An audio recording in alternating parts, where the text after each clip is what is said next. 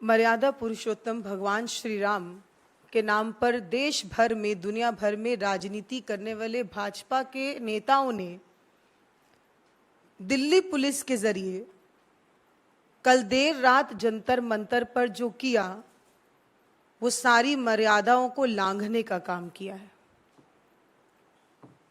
ये विश्व विजेता हैं, हमारी विमेन रेसलर्स देश की आन बान शान है और अपने हक की लड़ाई के लिए जंतर मंतर पर करीबन 2 हफ्ते से बैठी हैं, सिर्फ एक ही मांग को लेकर कि उनको इस देश में न्याय की उम्मीद है। लेकिन दुख की बात यह है कि भाजपाओं के नेताओं की फेयर लिस्ट बहुत लंबी है। मैं ज्यादा दूर नहीं जाती, चाहे चिन्मयानंद की बात हो, साक्षी महाराज की बात हो, कुलदीप सेंगर की बात हो और अब कुश्ती संघ के अध्यक्ष और भाजपा के एमपी बृजभूषण की बात हो। भाजपा का इतिहास रहा है कि उन्होंने हमेशा अपराधी को संरक्षण दी है और पीड़िताओं के ऊपर सवाल खड़ा किया है। ये कोई आम पीड़िताएं नहीं है, ये वर्ल्ड चैंपियंस हैं जिन्होंने देश के लिए मेडल जीता है। जब देश के लिए मेडल जीतती हैं तो प्रधानमंत्री फोटो अपॉर्चुनिटी के लिए इन सबको बुलाते हैं, पूरा देश हंसता है, खिलखिलाता है। लेकिन आज उन्हीं बेटियों को, उन्हीं विश्व विजेताओं को कल रात मजबूर कर दिया गया आंसुओं के लिए। हमने ऐसा दृश्य पहले कभी सोचा भी नहीं था और इसकी कल्पना भी नहीं की थी कि जंतर मंतर पे ऐसा भी दृश्य रात में कभी देखने को मिलेगा। यह बहुत ही दयनीय स्थिति है और खासकर तब मैं अपने मीडिया साथियों से कहूंगी, और मुझे माफ कीजिएगा अगर आपको मेरी बात बुरी लगे, लेकिन पॉक्सो एक्ट के अंदर जो धाराएं लगती हैं, इतनी गंभीर धाराओं के बावजूद हमारे मीडिया के साथी उस अपराधी का सरेआम इंटरव्यू ले रहे हैं और वो सरेआम इंटरव्यू दे रहा है। अब तक तो उनका इमीडिएट अरेस्ट हो जाना चाहिए था, सिर्फ और सिर्फ क्योंकि वो भाजपा के एमपी हैं, क्योंकि वो कुश्ती संघ के अध्यक्ष हैं, क्योंकि वो मोदी जी और अमित शाह जी के करीबी हैं, तो उनको इस देश में महिलाओं के साथ छेड़खानी करने के लिए इम्यूनिटी मिल जाएगी। ये देश की बेटियां कभी भी बर्दाश्त नहीं करेंगी। मैं पूछना चाहती हूं कि उनकी कल गलती क्या थी। हम सब ने कल दिल्ली का मंजर देखा, जिस तरीके से बारिश हो रही थी, गद्दे गीले हो रहे थे, जंतर मंतर पे जहां वो बैठी हैं वहां गद्दे गीले हो रहे थे। अगर उनको कोई खटिया दे रहा है या कोई मदद कर रहा है,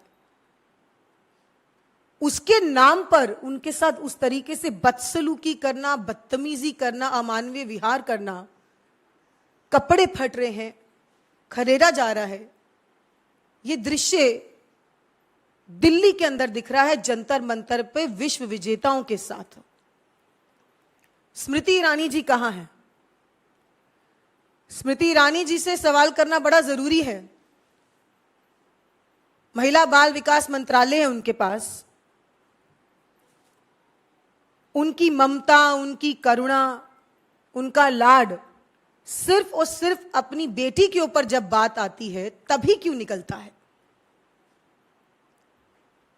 ममता के 2 बोल इन देश की बेटियों के लिए अभी तक क्यों नहीं बोली है?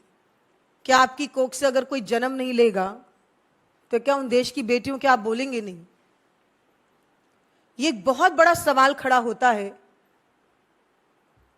कि महिला मंत्री जब भी निकलती हैं प्रेस कॉन्फ्रेंस के लिए सिर्फ राहुल गांधी जी पे निजी कटाक्ष करने के लिए निकलती हैं, लेकिन देश की बेटियों के लिए, विश्व विजेताओं के लिए मौन धारण करके बैठे हैं।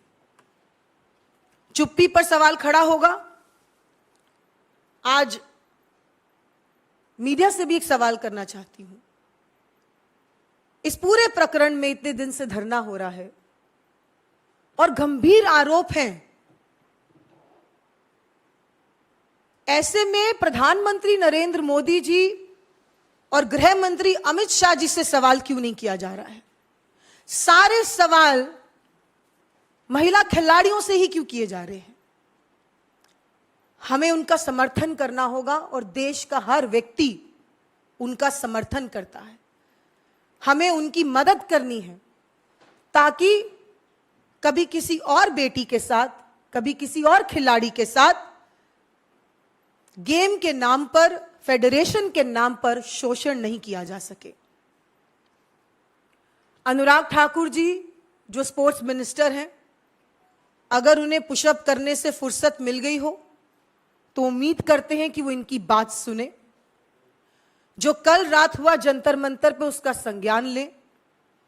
यह जरूरी है क्योंकि पिछली बार उनके झूठे आश्वासन पर इन खिलाड़ियों ने अपने प्रोटेस्ट को रद्द कर दिया था, फिर से सिर्फ न्याय की उम्मीद पर। लेकिन वो न्याय अभी तक मिला नहीं है। एफआईआर दर्ज हो जाना, वो भी न्यायालय के निर्देशों पर एफआईआर का दर्ज होना, ये कोई विक्ट्री नहीं है। ये यौन शोषण का मामला है, ये कोई एडमिनिस्ट्रेटिव मामला नहीं है। इस मामले पर इमीडिएट से सरकार को संज्ञान लेना चाहिए। प्रधानमंत्री जी को अपनी आंखें और कान खोलने चाहिए। अब ये समय आ गया है कि ये देश तय करे कि उन्हें रेपिस्ट चाहिए या उन्हें मेडलिस्ट चाहिए।